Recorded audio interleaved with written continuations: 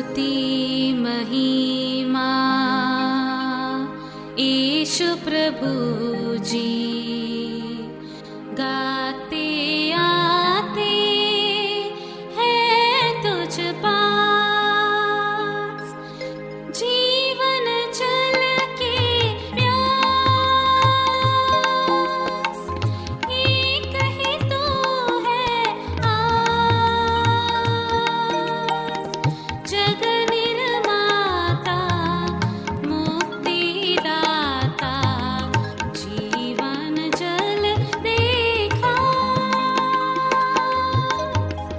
जीवन जल देखा, जीवन जल देखा। प्रभु यीशु मसीह के पवित्र नाम पर प्रेम भरा नमस्कार। प्रभु की असीम करुणा से पिछले 5 साल से शुभ संदेश चैनल द्वारा प्रस्तुत किए इस जीवन जल कार्यक्रम में आपका स्वागत करते हैं। यह कार्यक्रम बहुत प्रियजनों के जीवन में प्रभु यीशु मसीह पर विश्वास करके उद्धार पाने और मसीह जीवन के लिए एक आशीष का कारण हो गया है। प्रभु की महिमा हो। परमेश्वर का वचन कहता है, क्या ही धन्य है हर एक जो यहोवा का भय मानता है और उसके मार्गों पर चलता है।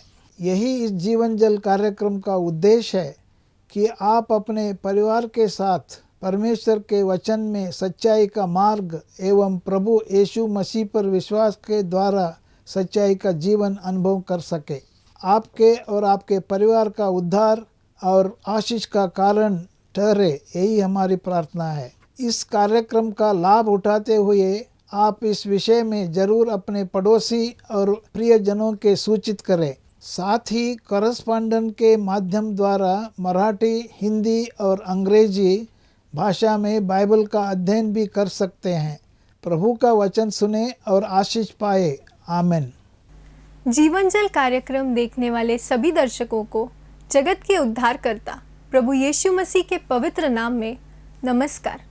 यूहन्ना अध्याय 7 और पद 37 में पवित्र शास्त्र वचन में ऐसा लिखा हुआ है, यीशु ने लोगों को पुकार कर कहा, यदि कोई प्यासा हो तो मेरे पास आकर पिए। जो मुझ पर विश्वास करेगा उसके हृदय में से जीवन के जल की नदियाँ बह निकलेंगी। क्या आप जीवन में प्यासे हैं या सच्चाई की तलाश में हैं? प्रभु यीशु मसीह आपकी प्यास को बुझाना चाहते हैं, आपके सवालों के जवाब देना चाहते हैं। तो आइए आज परमेश्वर के संदेश को सुनने से पहले अपने मनों को तैयार करें और इस मधुर संगीत का आनंद उठाएं।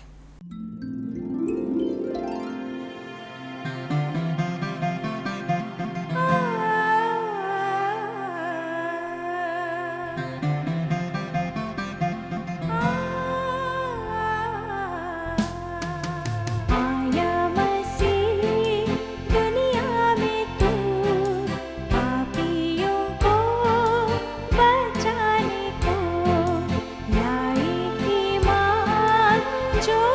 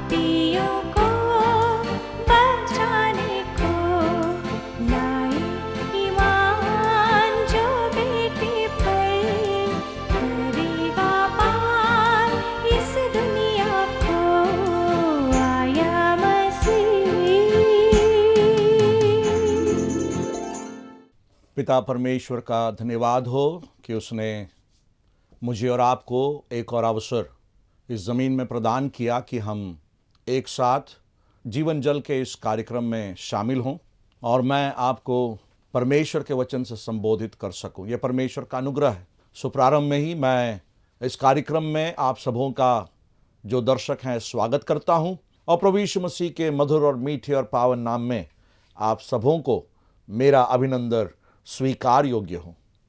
प्यारों, परमेश्वर अपने प्रेम में होकर मुझे और आपको अभी तक रखा है। संघर्ष भरे इस संसार में वो मुझे और आपको चला रहा है। कोई भी ऐसा व्यक्ति इस संसार में नहीं है जो बगैर कोई संघर्ष के अपने जीवन के बिता रहा हो। सब किसी न किसी स्तर पर संघर्षों का सामना कर रहा है, परंतु मायन इस बात की रखती है या इस बात महत्वपूर्ण है या यह बात महत्वपूर्ण है कि हम किस प्रकार से ऐसे संघर्षों का सामना करते हैं और उसके पार हम चले जाते हैं। अकेले संघर्षों का सामना करना तो यह नामुमकिन है।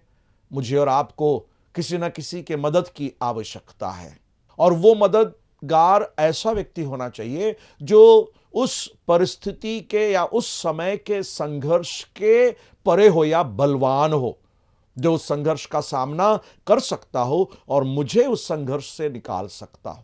बीमारी के कारण तड़प रहा हूं, क्या कोई ऐसा व्यक्ति होगा जो मेरी इस बीमारी को निकाल दे? नहीं, मुझे वैद्य के पास जाना होगा, डॉक्टर साहब के पास जाना होगा, दवाई लेनी होगी और वो दवाई के कार्य के अनुसार वो बीमारी मुझ में से दूर होगी या वो बुखार कम होगा। डॉक्टर कितना भी कोशिश करे, किसी भी प्रकार से कोशिश करे, वो उस बीमारी को मेरे अंदर से निकाल नहीं सकते। परंतु सांत्वना इस बात की है, आश्वासन ये है कि परमेश्वर जो मेरा और आपका सृष्टि करता है वो मुझे और आपको ऐसे संघर्षों के समय से वो निकाल ले आता है। हमें लगता है कि हम डूब रहे हैं, हमें लगता है कि हम नाश हो रहे हैं, हमें लगता है कि हम खत्म हो रहे हैं, परंतु परमेश्वर अपने प्रेम भरे हाथ को बढ़ाता है, हमें उठाता है और किनारे पहुंचाता है। इन्हीं विषयों पर ध्यान देते हुए या इस ध्यान को आगे बढ़ाने के लिए मैं आज आपके सामने इस बाइबल के अंदर से एक पाठ पढ़ना चाहता हूं। परमेश्वर के वचन के अंदर से मेरे साथ निकालें यदि आपके पास बाइबल हो। मरकुस रचित सुसमाचार 4 अध्याय 35 से लेकर की आयतें, और वहां पर हम इस प्रकार पढ़ते हैं, जरा ध्यान से सुनिएगा। उसी दिन जब सांझ हुई तो उसने चेलों से कहा, आओ हम पार चलें। और वे भीड़ को छोड़कर जैसा वह था वैसा ही उसे नाव पर साथ ले चले और उसके साथ और भी नावें थी।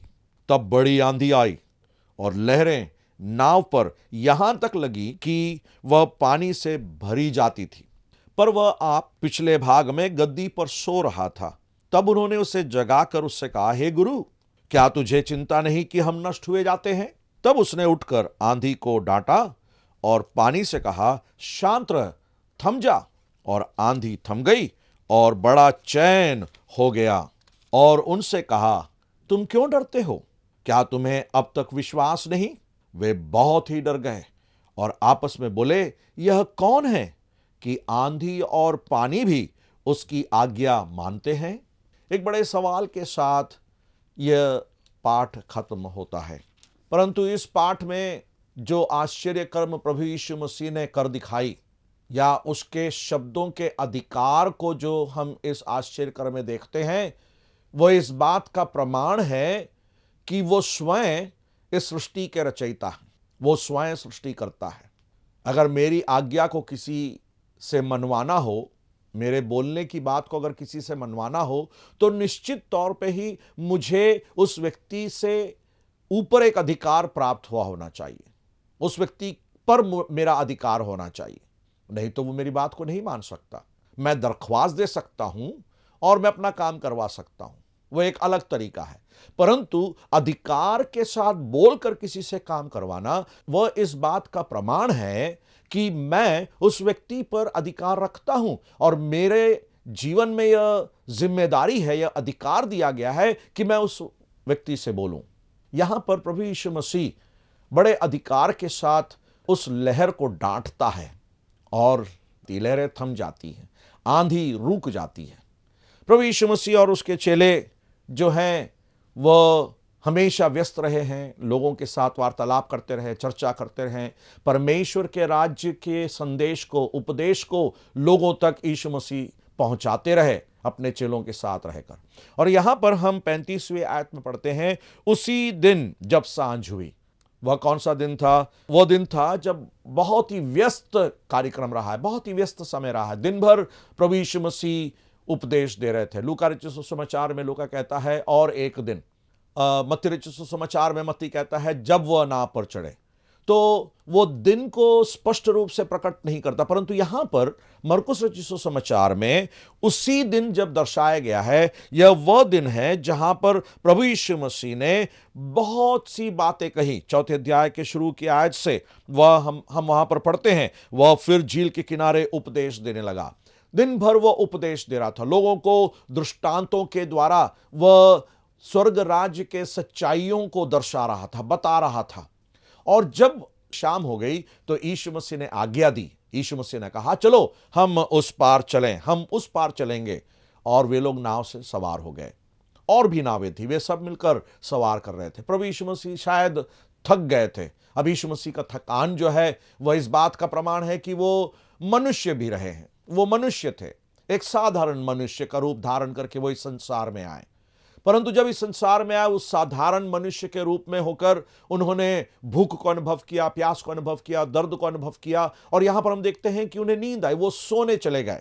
पिछले भाग में गद्दी पर वह सो रहा था। और जब वह सो रहे थे तो वहां पर हम यूं पढ़ते हैं कि बड़ी आंधी आई और लहरें नाव पर लगने लगी कि पानी नाव के अंदर भरने लगी। और चेले लोग जो हैं बहुत डर गए, बहुत डर गए। चेले लोग अत्यंत डर गए, उनको समझ में नहीं आ रहा था क्या करें। उन्होंने यीशु को देखकर पुकारा, यीशु से उन्होंने मदद मांगा।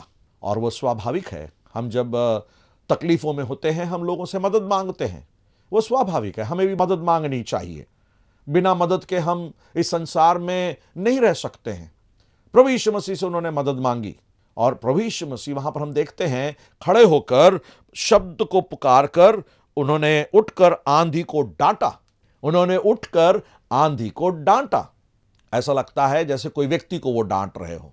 तो आंधी को अगर डांटना है तो वह इस बात का प्रमाण है कि आंधी के ऊपर प्रभु यीशु मसीह का अधिकार था। तो वह किस बात को दर्शाता है? वह इस बात को दर्शाता है कि सृष्टि जो है वह प्रभु यीशु मसीह के द्वारा, संसार और संसार की सारी वस्तुएं, ये भूमंडल जो है वो परमेश्वर की सृष्टि है। प्रभु यीशु मसीह ने इन सब को बनाया। हम यीशु मसीह के बारे में पढ़ते हैं कि जो कुछ भी बना वो सब उसी के द्वारा सृजी गई। जो कुछ भी सृजा गया उसी के द्वारा और उसी के लिए सृजी गई। कुलुस्सियों की पत्री पहले अध्याय और उसके 16वीं आयत में हम उस सृष्टिकर्ता के बारे में पढ़ते हैं, जहां पर यह लिखा गया है कि वह सारे सृष्टि के रचयिता हैं, उन्होंने सब कुछ बनाया। तो प्रभु यीशु मसीह ने आज्ञा दी और आंधी और लहरें थम गई। और जब यह घटना हुई तो लोगों को बड़ा आश्चर्य हुआ। लोगों को लगा, अरे वाह, ये कैसा पुरुष है, ये कैसा मनुष्य है, इसमें क्या खासियत है। और वो सवाल को जरा सुनेंगे आप, वहां पर वो सवाल पूछते हैं, यह कौन है कि आंधी और पानी भी उसकी आज्ञा मानते हैं? आंधी और पानी भी उसकी आज्ञा मानते हैं। लोग ही नहीं, जीवित प्राणी ही नहीं, परंतु जिसमें जीवन नहीं है वो भी उसकी आज्ञा को मानते हैं।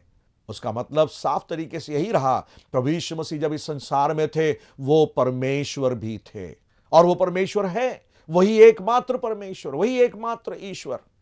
तो ये पूरे घटनाक्रम को हम देखते हैं जहां पर यीशु मसीह और चेले सफर कर रहे थे। यीशु मसीह की आज्ञा के अनुसार वे नाव से उस पार जाने के लिए मनसा को बनाया, परंतु मार्ग में आंधी और लहरों का सामना करना पड़ा। प्रभु यीशु मसीह ने आंधी और लहर को डांटा, वे थम गई और वे लोग उस पार किनारे सुरक्षित पहुंच गए। परंतु सवाल यह है कि इस घटना से मुझे और आपको क्या सीख मिलती है?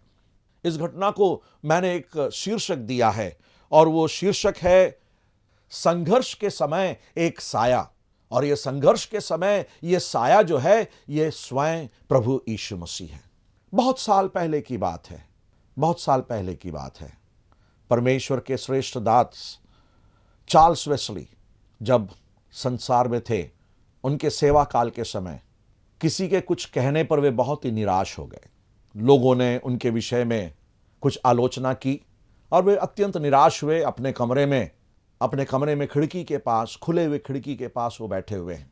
बाहर अंधेरा छा रहा है, बादल गरज रहे हैं, बिजली चमक रही है, हवा चल रही है और कुछ मायूसी छाई हुई है चारों ओर। और परमेश्वर के दास चार्ल्स वेस्ली के हृदय में भी वो मायूसी छाई हुई है। और जब उस प्रकार का संघर्ष का सामना जब परमेश्वर के दास चार्ल्स वेस्ली कर रहे थे, वो अपने कुर्सी पर बैठे हुए हैं, अचानक से एक छोटा सा पक्षी फड़फड़ाते हुए, उड़ते हुए जल्दी उस खिड़की के अंदर से आकर परमेश्वर के दास चार्ल्स वेस्ली की गोद में आकर बैठ गई और वो कांप रही थी। चार्ल्स वेस्ली भाई ने उस चिड़िए को अपना शरण दिया, उसके ऊपर अपने हाथ को फेरे और वो उठकर देखना चाहते थे कि क्या हो गया है। और जब वो उठकर खिड़की से बाहर झांक कर देखे तो उन्होंने देखा कि एक चील जो है, एक परिंदा जो है, वो इस पर हमला कर रही थी और उस हमले से बचने के लिए ये उड़कर इस कमरे के अंदर प्रवेश कर गई। और उस समय जब वो उसी दुखी मन में बैठे हुए थे, उन्होंने उस समय यह सोचा, अगर मैं एक पक्षी होता तो मैं भी इस संघर्ष के समय उड़कर मेरे प्रभु के गोद में जाकर बैठ जाता और वो मुझे अपने हाथों से मुझे छिपा लेता। और उस समय उन्होंने अंग्रेजी में इस प्रकार से इस गीत को लिखा था, Jesus lover of my soul, Jesus lover of my soul. Hindi में उसका अनुवाद है, हम लोग उस गीत को गाते हैं, यीशु मेरे प्राण का मीत, जब तक जग में रहता हूँ, दुख निरंतर आते हैं, तेरी शरण आता हूँ, जब तक आंधी चलती है, मुझको अपने में छिपा, अंत में मेरी आत्मा को अपने पास विश्राम दिला। मेरे प्यारे अजीज, मेरे प्यारे भाई, मेरी प्यारी बहन, संघर्ष के समय जिंदगी में जब आंधी और तूफान उठते हैं, उस समय मेरे और आपके जीवन में शरण का स्थान केवल प्रभु यीशु मसीह है।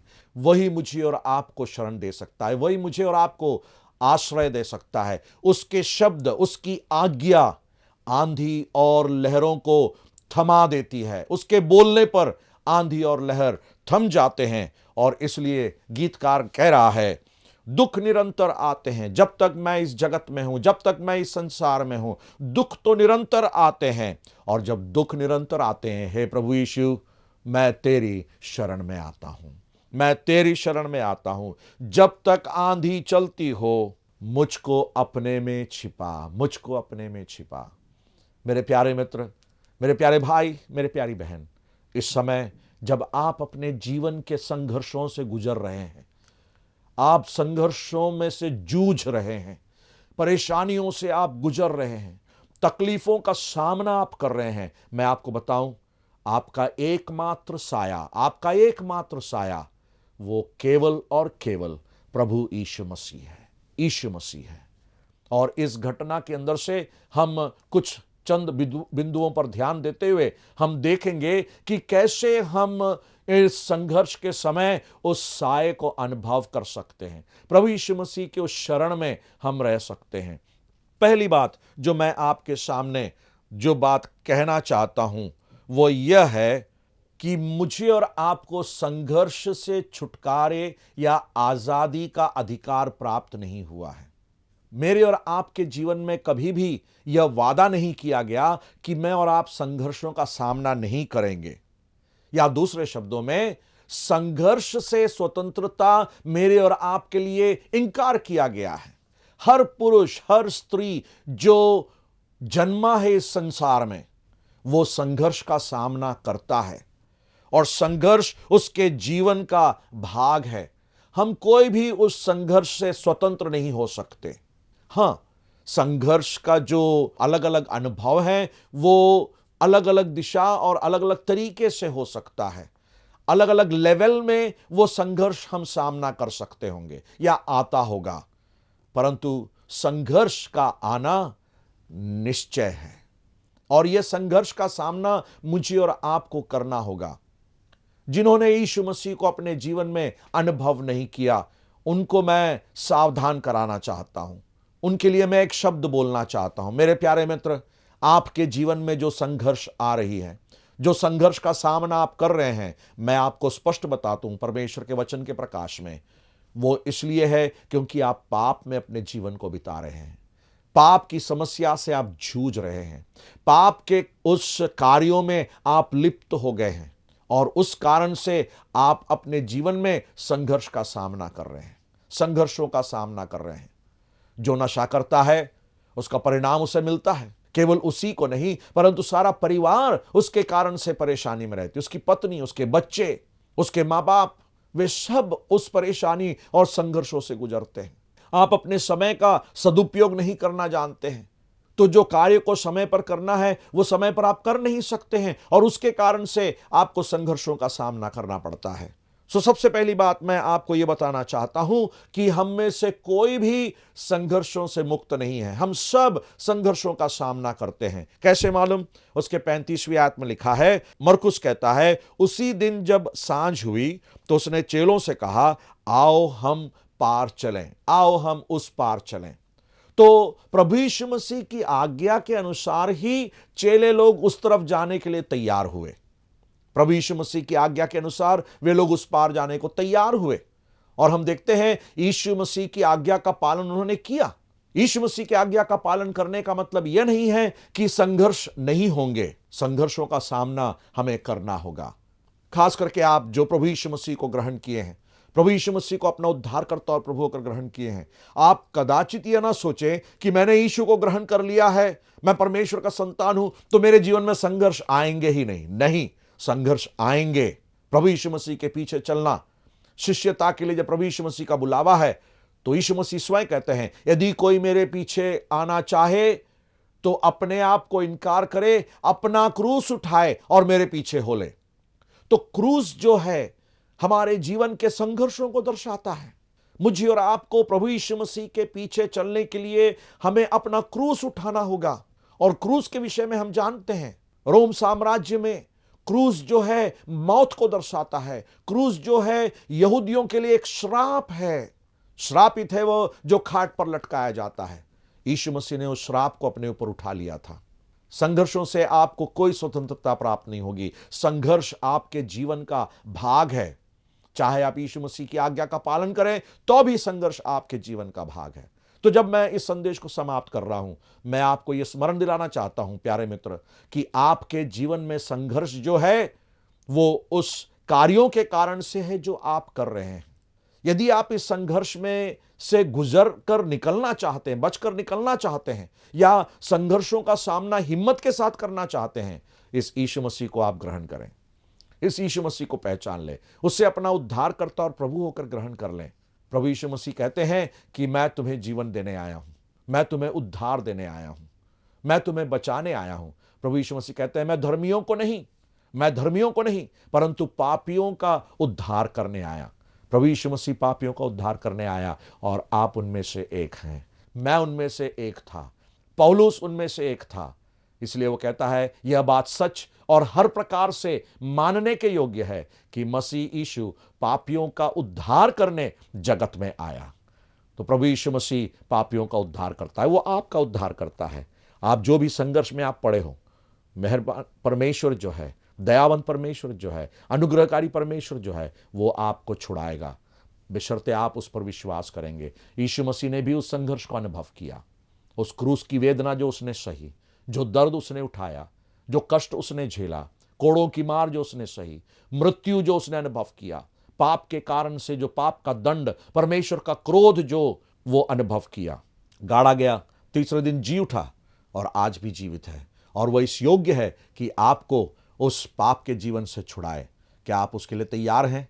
प्रभु यीशु मसीह पर विश्वास करें तो तू और तेरा घराना उद्धार पाएगा।